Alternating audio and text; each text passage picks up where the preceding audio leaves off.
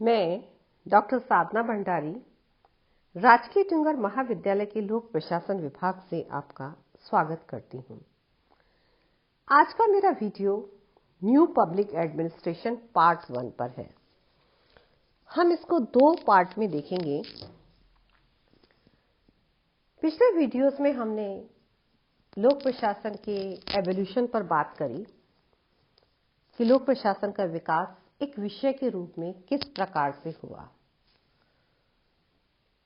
और अंत में हम इंटरडिसिप्लिनरी अप्रोच की बात करते हैं कि अर्थात हमें लोक प्रशासन को यदि समझना है तो इसके इंटरडिसिप्लिनरी अप्रोच अर्थात अन्य विषयों जैसे सोशियोलॉजी है, पॉलिटिकल साइंस है, लॉ है, उसके साथ इसका क्या संबंध है उसे हमें देखना होगा।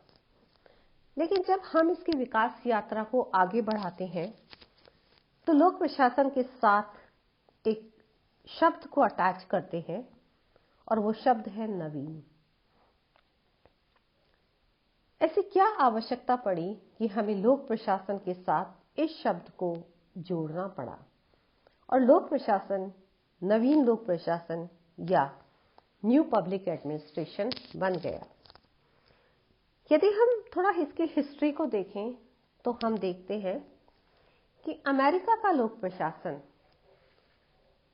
जनता के प्रति अत्यंत संवेदनशील रहा और अमेरिकी लोक प्रशासन ने जन कल्याण के लिए अधिक कार्य किए। परंतु वियतनाम युद्ध और वाटरगेट कांड के बाद में यह माना गया कि लोक प्रशासन को जन समस्याओं के समाधान में ठोस एवं व्यावहारिक भूमिका का निर्वाह करना चाहिए।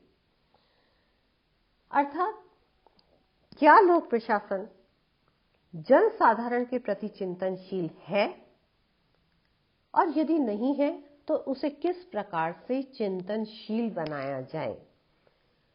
और चिंतनशील बनाने के लिए आवश्यक है कि जो प्रशासक है या जो प्रशासनिक व्यवस्था है उसको और ट्रेन किया जाए, उसको रीओरिएंट किया जाए, उसको रिफ्रेश किया जाए, अर्थात उसकी कैपेसिटीज को बिल्डअप किया जाए, जिसे हम कैपेसिटेटिव अप्रोच टू एडमिनिस्ट्रेशन कहते हैं।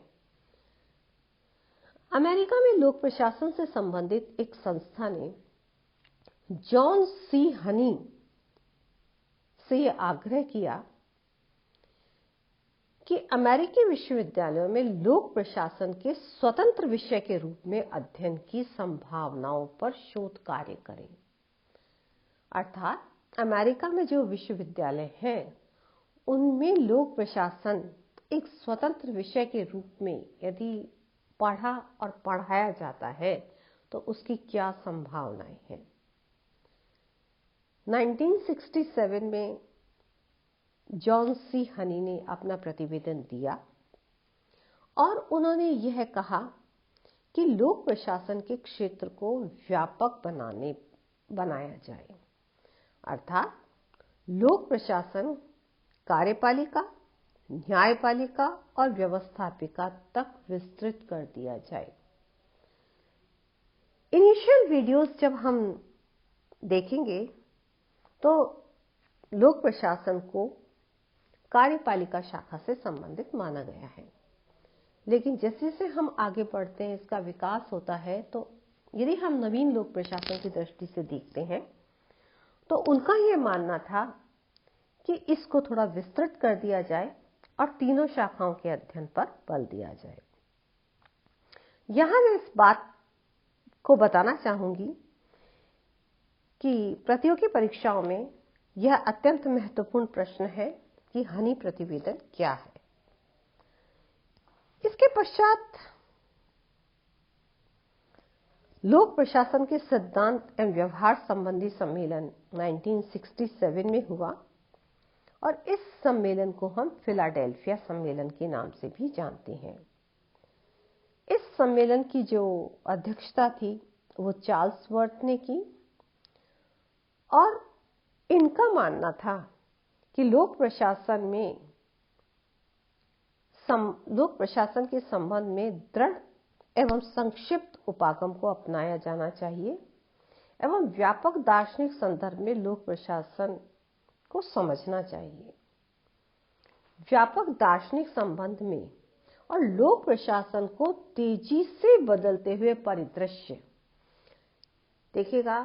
हर देश की सामाजिक, आर्थिक, राजनीतिक, ज्योग्राफिकल, कल्चरल, टेक्नोलॉजिकल जो एनवायरनमेंट है वो थोड़े थोड़े समय के बाद परिवर्तित होता रहता है और प्रशासन को इस बदले हुए परिवेश का जवाब देने अर्थात इससे जो इनपुट मिल रहे हैं उन इनपुट का जवाब देने की कैपेसिटी होनी चाहिए या उसमें नवीनता और नमनीयता होनी चाहिए। वह नवीनता को अपनाता रहे और नवीनता को कब अपनाएगा? जबकि प्रशासन क्या होगा? फ्लेक्सिबल होगा। और इस फिलाडेल्फिया सम्मेलन के पश्चात मिनोब्रुक सम्मेलन आयोजित किया गया 1968 में और इस सम्मेलन को आयोजित करने के दो कारण थे। पहला कारण था अमेरिका में 1960 का जो दशक था वो उथल पुथल का दृश्य था और ये उथल पुथल राजनीतिक, सामाजिक, आर्थिक सभी क्षेत्रों में आए और इस समय उठी समस्याएं लोक प्रशासन के लिए एक चुनौती बन गई थी और उन चुनौतियों का जवाब देना प्रशासन के लिए आवश्यक था। और इसी समय ड्वाइट वॉल्डो की बुक आई जिस बुक का नाम था public administration in the times of turbulence.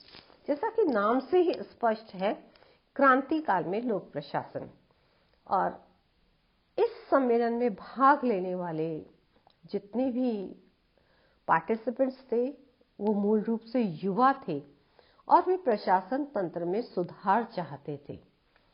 यदि हम हनी प्रतिवेदन, फिलाडेल्फिया सम्मेलन और मिनोब्रुक सम्मेलन की हम बात करते हैं तो दो बातें हमारे सामने निकल कर आती हैं।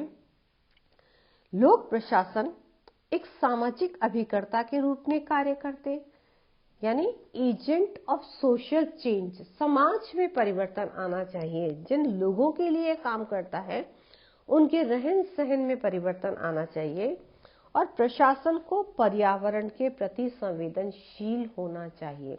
जैसा मैंने आपको थोड़ी देर पहले बताया था कि प्रशासन राजनीतिक, सामाजिक, आर्थिक, टेक्नोलॉजिकल, ज्योग्राफिकल पर्यावरण में कार्य करता है और इन पर्यावरण में यदि कुछ परिवर्तन आते हैं तो प्रशासन में इतनी कैपेसिटी होनी चाहिए कि वे उन परिवर्तनों का आसानी से जवाब दे सके। तो ये जो तीन बिंदु हमने यहाँ डिस्कस किए पार्ट 1 में, हनी रिपोर्ट, फिलाडेल्फिया सम्मेलन एंड मिनोब्रुक कॉन्फ्रेंस, ये किसी भी एग्जाम के लिए जिसमें पब्लिक एडमिनिस्ट्रेशन एक विषय के रूप में पढ़ा जाता है, चाहे वो स्कूल एजुकेशन हो, चाहे कॉलेज एजुकेशन हो, चाहे आरपीएससी सिविल सर्विस एग्जाम हो या यूपीएससी का एग्जाम हो, ये तीनों क्वेश्चन बहुत इंपॉर्टेंट है और नटशेल में मैंने आपको यहाँ इसको समझाने का प्रयास किया है। डिटेल में आप इस वीडियो को देखें और इसे समझें। धन्यवाद।